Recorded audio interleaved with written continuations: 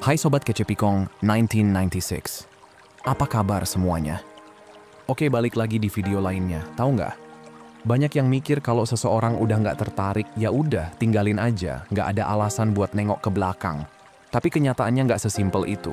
Kadang ada yang nolak, cuek, bahkan dingin, tapi entah kenapa masih aja kepo, masih ngecek, masih ada reaksi pas kita menjauh. Kenapa bisa gitu? Karena ketertarikan dan keterikatan itu dua hal yang beda. Jadi gini, seseorang bisa aja nggak punya ketertarikan romantis, tapi tetap merasa ada sesuatu yang bikin susah lepas.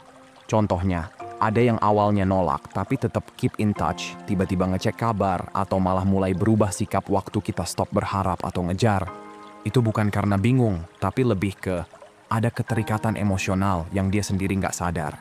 Sebenarnya, susah move on itu bukan soal seberapa baik, seberapa perhatian, atau seberapa keras usaha buat membuktikan diri. Yang bikin nempel adalah efek psikologis yang ditinggalkan. Makanya, bukan tentang ngejar mati-matian atau tiba-tiba hilang sepenuhnya. Triknya ada di cara kita ngebawa diri dan gimana bikin orang lain tetap kepikiran tanpa sadar. Kalau ngerti cara kerja ini, kita nggak bakal ngerasa nggak berdaya waktu seseorang mulai menjauh. Justru kita bakal jadi sosok yang makin dihargai, bikin penasaran, bahkan diam-diam disesali. Yang awalnya nggak tertarik, bisa tiba-tiba mikir ulang, jangan-jangan gue salah ambil keputusan? Nah guys, hari ini kita bakal bahas alasan kuat kenapa seseorang susah banget buat beneran lepas. Ini bukan trik murahan, bukan sekadar teori, tapi prinsip yang bisa dipakai di situasi apapun. Gua sendiri secara nggak sadar ternyata udah nerapin hal ini. Dan ya, it's work guys. Kalau udah paham, nggak bakal lagi ngerasa di posisi lemah dalam hubungan. Malah, bakal jadi orang yang nggak bisa dilupain. Gas, kita bahas. Nah guys, orang nggak bakal gampang ngelupain seseorang yang ninggalin jejak emosional di hidupnya. Ini bukan soal tampang, duit, atau status. Tapi lebih ke gimana perasaan yang dia rasain waktu sama kamu. Kebanyakan orang terlalu fokus ke logika, nyari cara buat bikin orang lain suka dengan pendekatan yang datar. Padahal, ketertarikan itu nggak bekerja kayak gitu. Seseorang bisa aja menolak, tapi tetap ingat momen-momen tertentu yang bikin hati bergetar. Otak manusia itu dirancang buat menyimpan pengalaman emosional lebih dalam dibanding sekadar kata-kata atau tindakan biasa. Kalau kamu pernah bikin seseorang ngerasain emosi yang kuat, entah itu rasa penasaran, ketertarikan, tantangan, atau bahkan sedikit frustrasi, kamu bakal lebih sering kepikiran dibanding orang yang cuman baik dan selalu ada. Kesalahan terbesar banyak orang adalah terlalu konsisten, terlalu bisa ditebak, terlalu aman. Stabilitas itu bagus buat hubungan jangka panjang, tapi nggak cukup buat menciptakan ketertarikan. Orang cenderung bosen sama sesuatu yang terlalu lurus-lurus aja. Tapi kalau kamu bisa kasih sensasi yang beda, kadang asik, kadang bikin penasaran, kadang ngilang bentar, itu justru bikin kamu makin susah dilupain. Coba pikir, pernah nggak ada seseorang yang udah menolak kamu, tapi tetap aja sesekali ngecek kabar?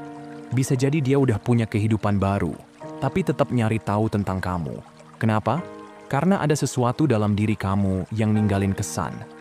Bisa jadi cara kamu pede, cara kamu bercanda, atau justru karena kamu beda dari kebanyakan orang yang selalu nurut dan ngasih perhatian berlebihan. Contoh gampangnya, bayangin ada dua orang. Yang satu selalu chat tiap hari, selalu ngasih pujian, dan selalu setuju sama semua yang dikatakan. Satunya lagi bisa bikin obrolan seru, tapi kadang ngilang bentar, bikin penasaran. Siapa yang bakal lebih sering kepikiran? Jelas yang kedua. Karena ada unsur ketidakpastian yang bikin rasa penasaran terus muncul. Intinya, bukan soal mainin perasaan, tapi soal gimana caranya ninggalin kesan yang beda. Kalau kamu punya sesuatu yang bikin kamu gak terlupakan, orang bakal selalu nemuin alasan buat tetap inget kamu meskipun dulu pernah bilang gak tertarik. Oke, lanjut. Guys, kalau kita lihat sekarang ini, perhatian itu kayak murah aja gitu didapat.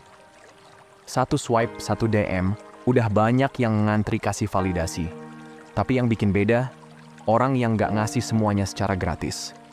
Yang bikin penasaran, yang gak gampang ditaklukin, yang punya nilai diri dan gak ngasih waktu serta emosinya ke siapa aja. Secara alami guys, manusia lebih menghargai sesuatu yang perlu diusahakan. Kalau semuanya dikasih gitu aja, ya jadi biasa aja, nggak ada gregetnya. Makanya, orang yang jadi tantangan justru lebih diingat.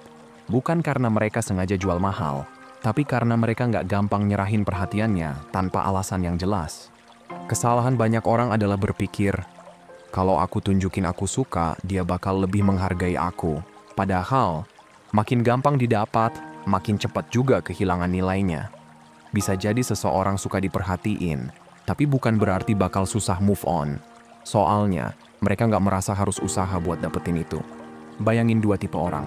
Yang satu selalu ngechat duluan, selalu ada kapan aja dibutuhin, dan langsung bales setiap saat. Yang satu lagi asik diajak ngobrol, tapi punya hidup sendiri, nggak selalu langsung ada, dan nggak gampang ke distract. Siapa yang bakal lebih sering kepikiran? Pasti yang kedua. Karena perhatiannya berasa lebih berharga, ada effort buat dapetinnya.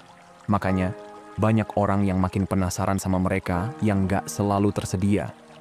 Bukan soal jual mahal, tapi karena punya standar dan sibuk dengan kehidupannya sendiri. Itu bikin muncul pertanyaan, kenapa dia nggak kayak yang lain? Kenapa dia nggak butuh validasi gue? Dan rasa penasaran itulah yang bikin susah lepas. Jadi kalau mau jadi orang yang susah dilupain, stop terlalu gampang, ada buat orang lain.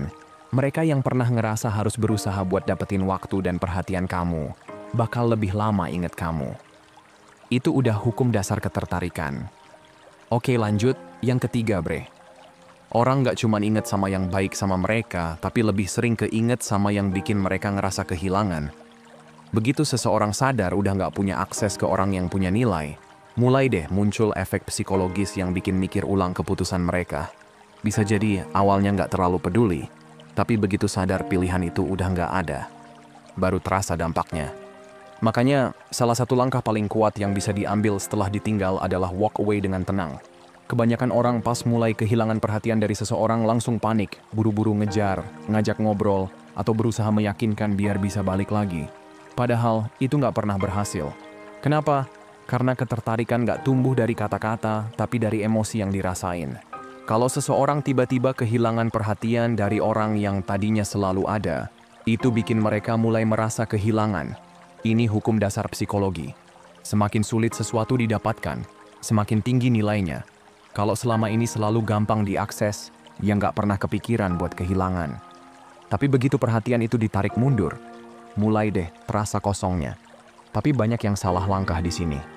Banyak yang mikir, oke, gue bakal pergi, tapi malah teriak duluan sebelum cabut.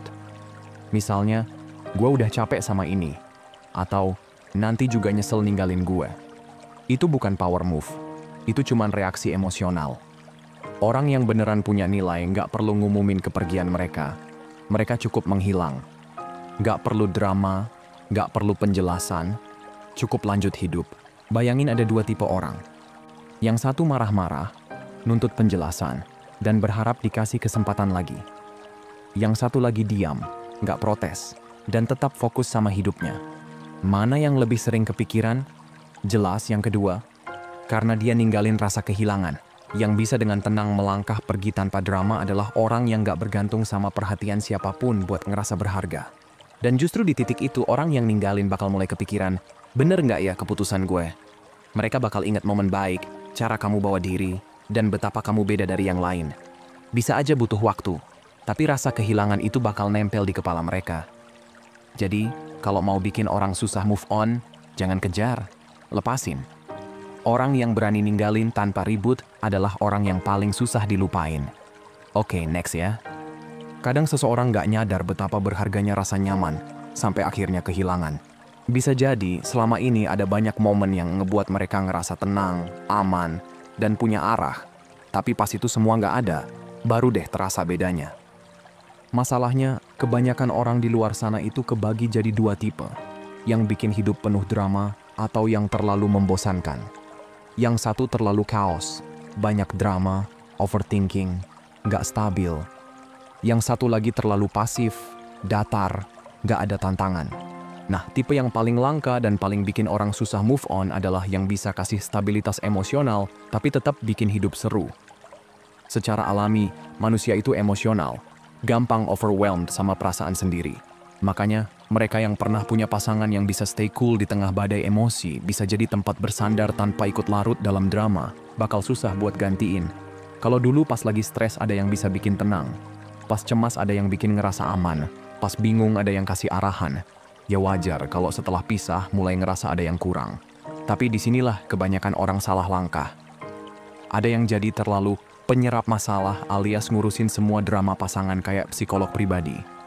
Ada juga yang nggak peduli sama sekali, nganggap emosi itu urusan masing-masing. Dua-duanya nggak efektif. Yang benar adalah jadi seseorang yang bisa tetap stabil, nggak gampang kebawa suasana, dan bisa ngasih energi tenang tanpa harus selalu ngeladenin drama. Misalnya, ada dua tipe orang lagi nih. Yang satu, tiap kali pasangannya bete atau diem, langsung panik. Kenapa? Kok berubah? Aku salah apa? Yang satu lagi tetap santai, kasih ruang, tapi tetap ada kalau dibutuhin tanpa overreacting. Kira-kira siapa yang lebih dihormati dan diingat?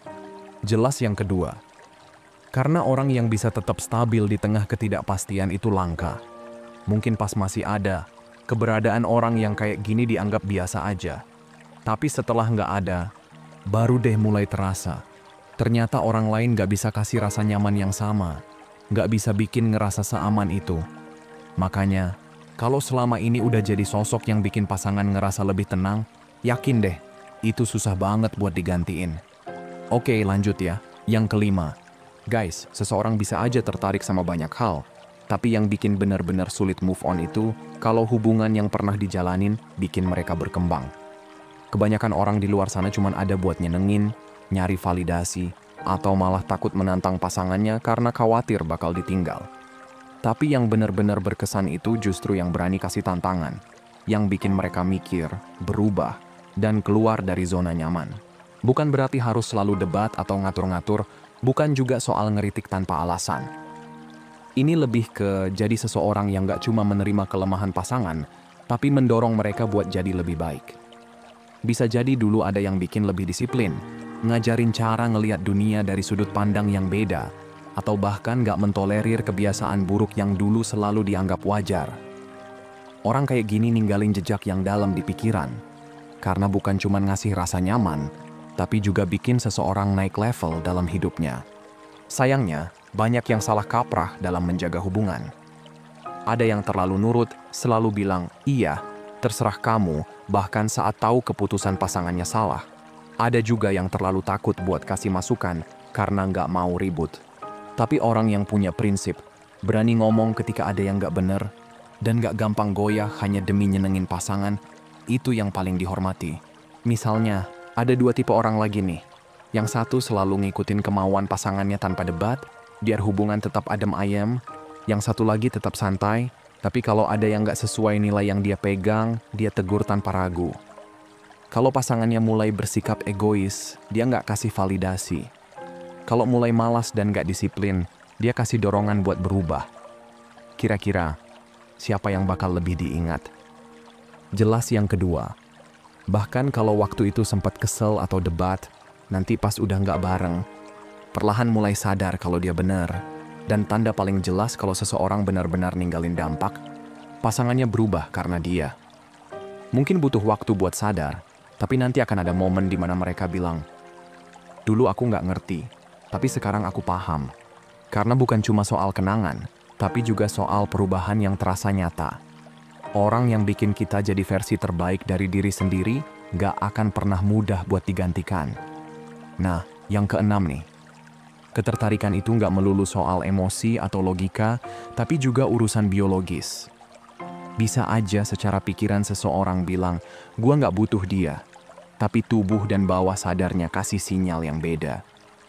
Kalau pernah ada koneksi fisik dan kimia yang kuat, bakal susah banget buat benar-benar lepas, meskipun udah berusaha.